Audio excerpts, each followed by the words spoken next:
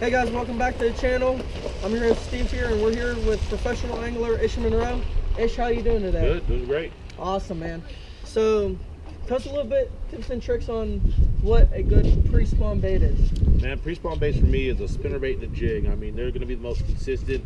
Bass are looking for a big bait, you know, to get onto before the spawn happens. So the big black and blue jig, or a big half-ounce spinnerbait, white and chartreuse, a gold Colorado nickel willow leaf blade, game on. Awesome, man, awesome. And how about during the spawn period? During the spawn, missile-based D-bomb, missile-based destroyer, you're flipping it right on top of the beds. You gotta have a big bulky profile because you want them to be mad at whatever's in that bed and try to eat it to get it out of there.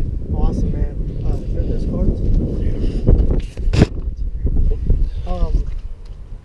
With an enormous variety of rods and reels in today's market, what advice can you offer beginners or novice anglers to make an educated decision on what to use? Buy the best equipment that you can afford. You know, it's hugely important because it's with reels and rods, it's you get what you pay for. If you go out and you buy the inexpensive, you know, rod and reel combo, a lot of times you're going to be fighting that rod and reel combo. So if you can upgrade to something a little bit better, I'd say upgrade to the best equipment that you can possibly afford, and it's going to make your fishing a lot more fun and a lot more easier. And do you have any recommendations? Oh, Daiwa's come out with a great brand. It's actually a very high in line at a mid-range price, which is the new Tatula brand that's coming out. You're talking rod combos from $129 to $149. I mean, you're pretty much good to go from there. So the Daiwa Tatulas would be my bait rod and reel of choice.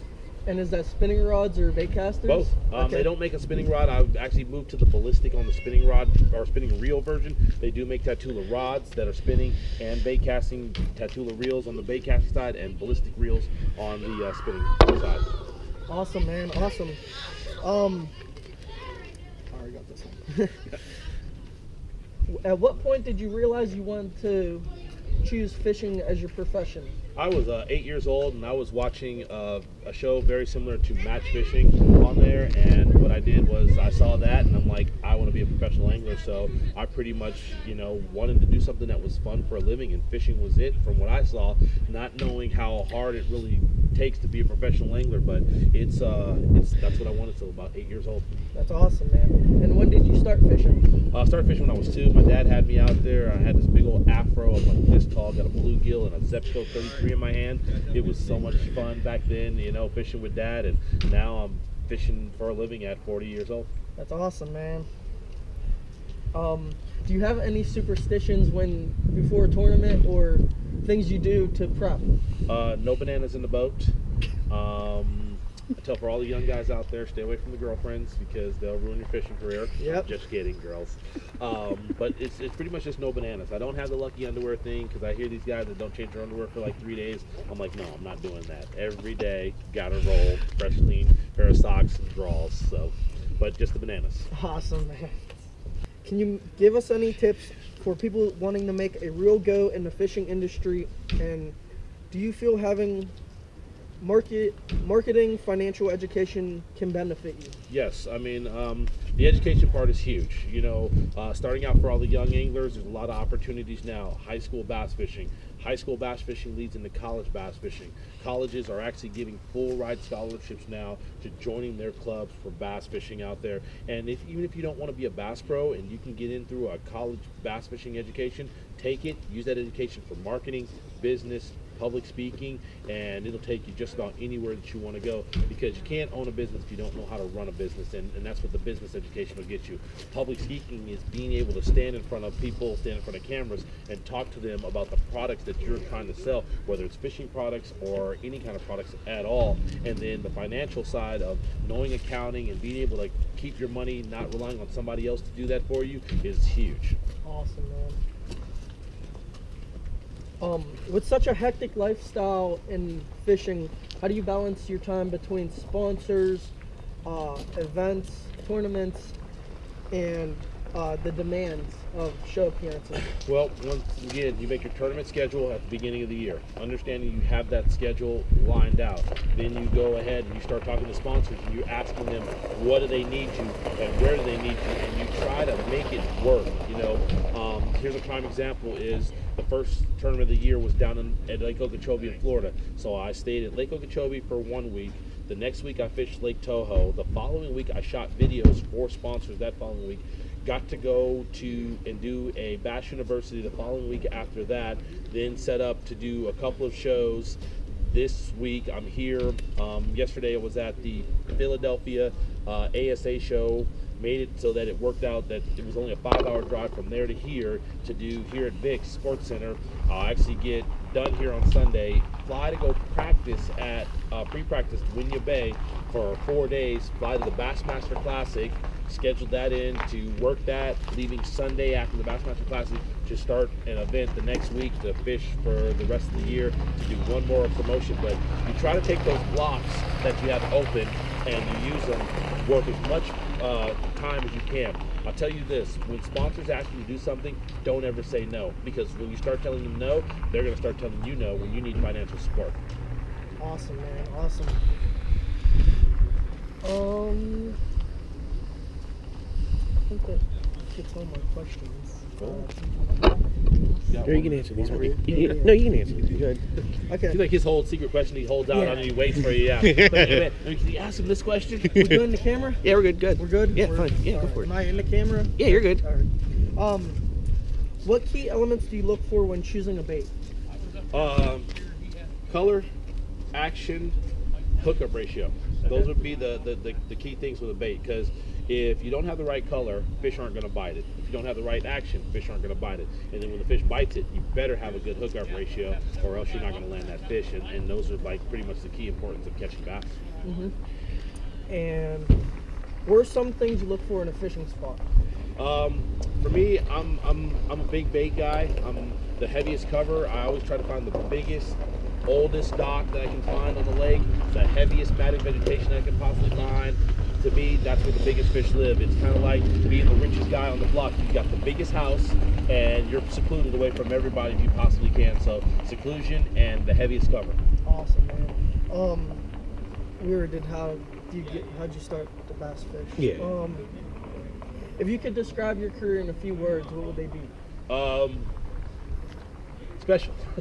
Special is it. I mean, you know, like I said before, you have the highest of highs, the lowest of lows.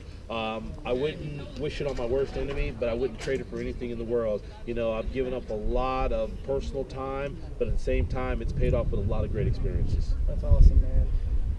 And this concludes our interview with Ish Monroe.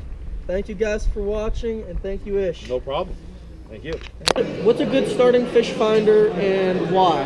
Well, the Lowrance units are great. You know, starting out with a Lowrance HDS 5 or HDS 7, you basically, just like I turned this one on right here, you turn it on, it's going to go to a startup screen, you hit accept, and first thing it's going to do is going to pop up, you've got your sonar, and then you got your mapping, and you're pretty much good to go at that point. You're going to be able to tell the depth, the water temperature, and then as you can see, it's already zoomed in right where we're at.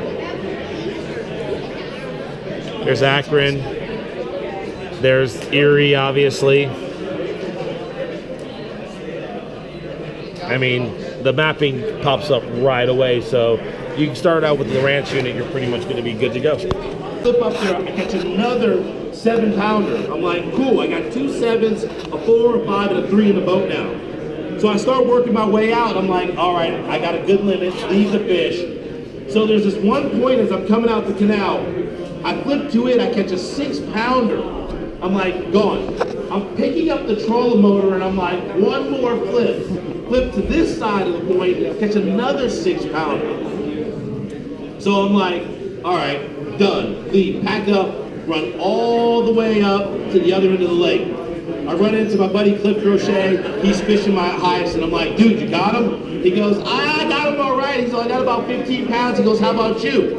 And I got 30-something, and he's just like, okay. So we start fishing, and nobody said a word at that point after that. And about 5 minutes later, he goes, did you say you got 30-something? I go, yeah.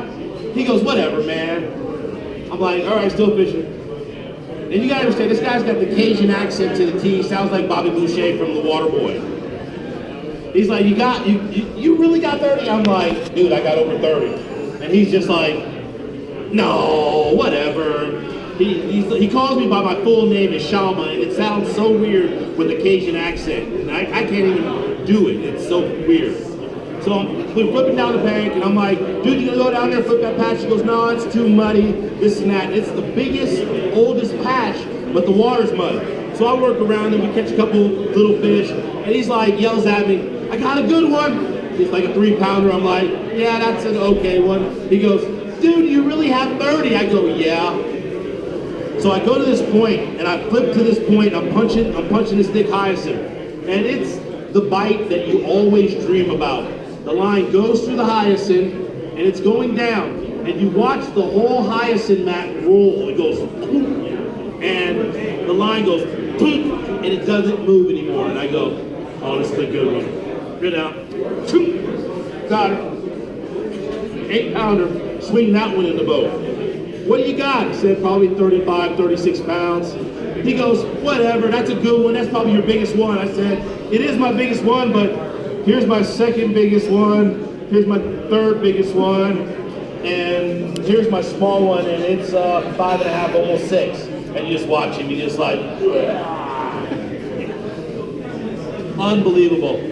So I start out that tournament, you know, with 36 pounds the first day, and I'm leading by, that first day I'm leading by like 11 pounds. Life's great. Leading the Bass Master tournament with over 10 pounds.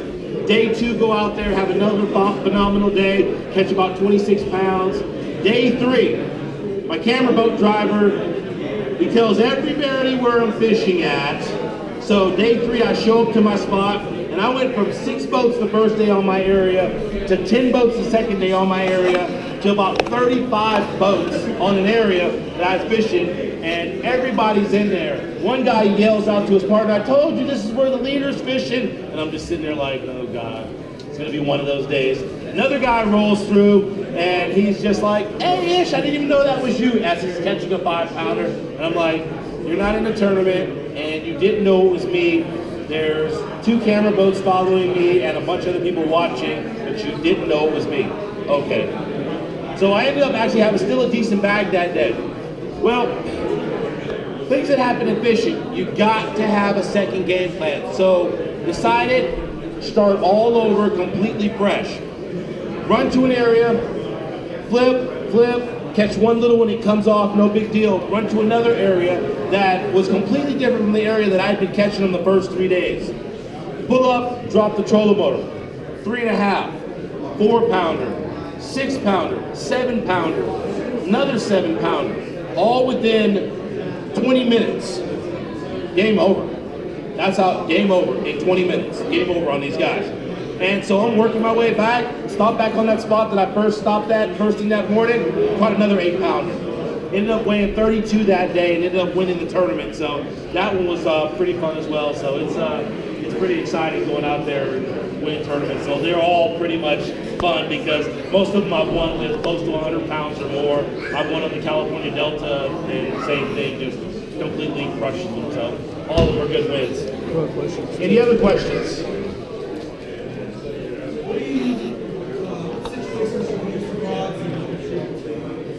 Question is what situation do I use frogs and what's the retrieve that I use? That's a very vague question because it's a very vague answer. Situation for using frogs is any situation. You got fish that live 10 feet or less, I'm throwing a frog. Whether there's matted vegetation, overhanging cover, I'm fishing a frog. Retrieve that I use, I always start out with the standard, what we call walk the frog, and it's not really that fast. You see a lot of guys like Rojas, he moves that frog real fast and skipping across. The guy catches a ton of bass that way, but most of his fish average 2 to 3 pounds. I catch bigger fish on a frog because I work it a lot slower and let those big fish have an opportunity to find it. If I see a hole in the grass this big, I'll literally leave that frog working it in that spot for 10 to 15 seconds in that same hole. So it's pretty much let the fish dictate to you what they want, but the slower you can work the frog, the more opportunity you're going to have in catching big fish. Next question. The question is, after we land the fish, where do we release them? Well, we put them in our live wells. Our Ranger live wells are awesome.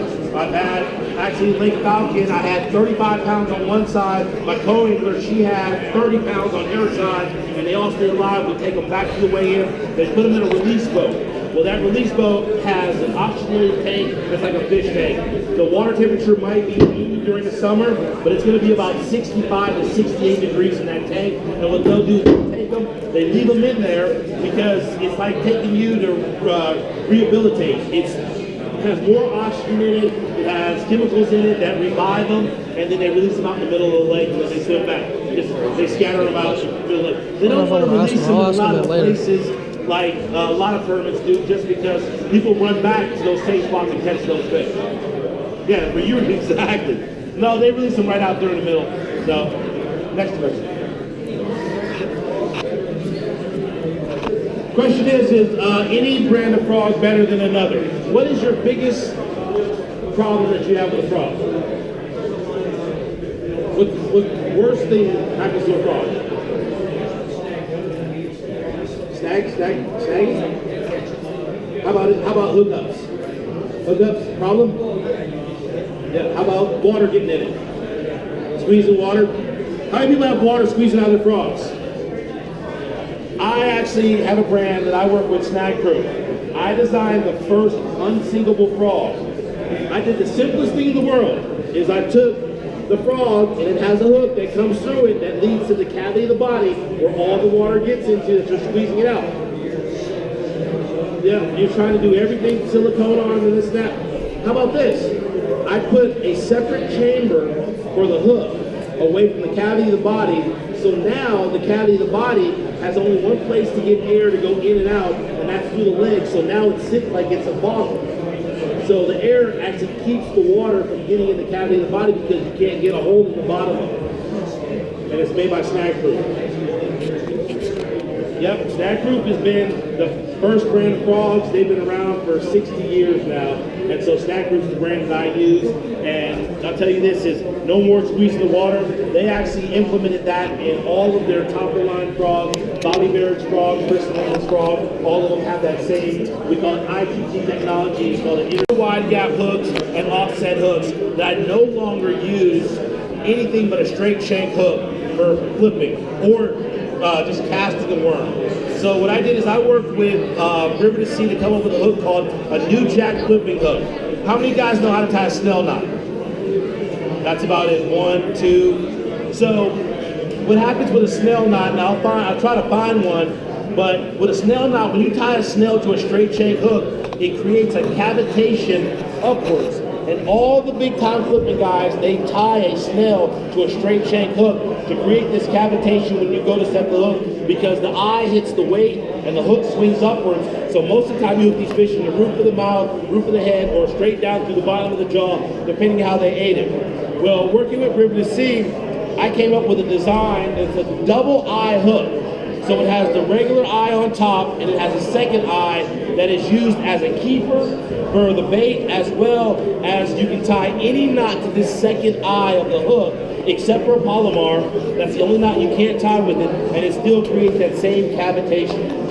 So the setup is pretty much a Paycheck Baits punch stop, River to Sea weight, which is pretty cool about the new River to Sea weights. They actually have the size on them. How many people have ever looked at a weight go, is that a 1 ounce or a 1 1/4? 1 1/4, 1 1/2, 3/4 or 1 ounce. Now the size of the weight was actually stamped on the side of it. So now you can tell the size of the weight. What is?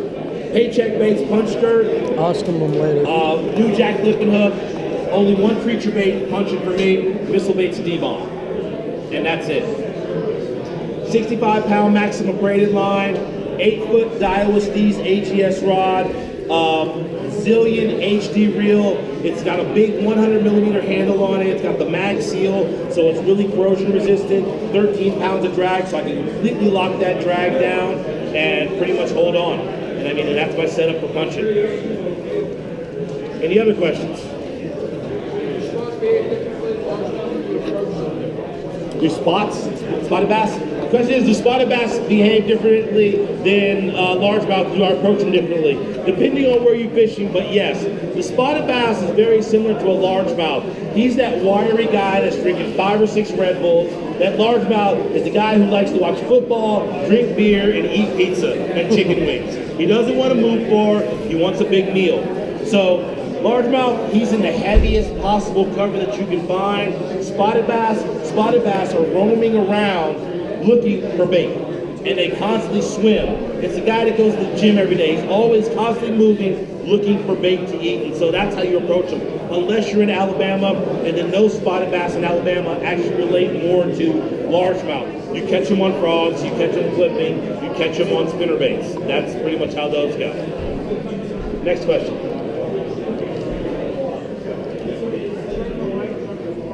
Do I trim the legs on a frog? Absolutely not. People trim the legs to get the frog to walk better. When I designed the frog, I designed it with a little keel on the bottom, so when you move it, that keel swings it to the left, back to the right, back and forth, so you get that walking action out of it. You don't have to trim the legs on the frog. Now, every once in a while, you get these bass and they'll come up and they start sucking the legs and holding onto the legs. That's the only time that I'll actually trim the frog down. Next question. How many guys here are here to buy a Ranger boat? Ask him that one. Nobody's here to buy a Ranger boat? Come on. You got to check out these great deals they got. I appreciate you guys coming out. I'll be here all day and all day tomorrow. Thanks. If you got any questions, come and find me.